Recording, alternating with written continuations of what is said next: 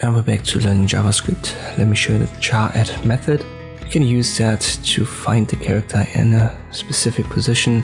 So let me define a string variable here. I call it text, and inside I'll just write this is a text.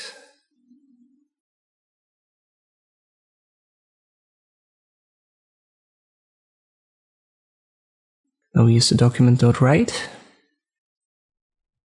and inside I use text.charAt, and then you use regular brackets, and inside you determine the index, so via a number.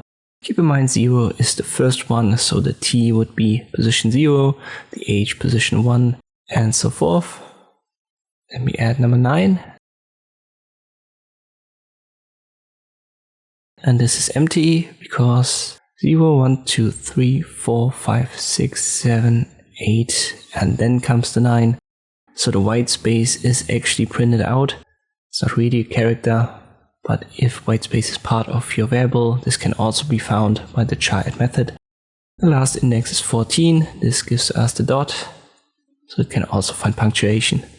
Let me add some numbers here.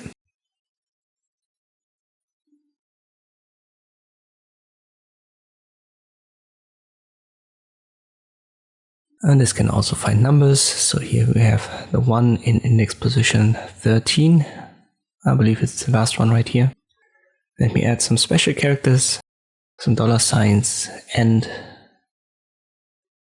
a paragraph sign.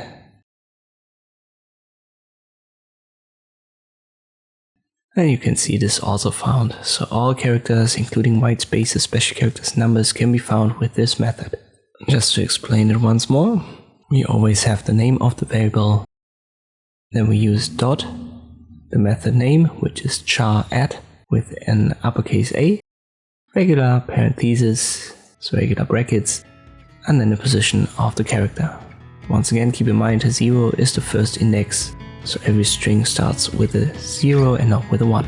I hope this video was helpful. Thank you for watching, and I'll see you next time.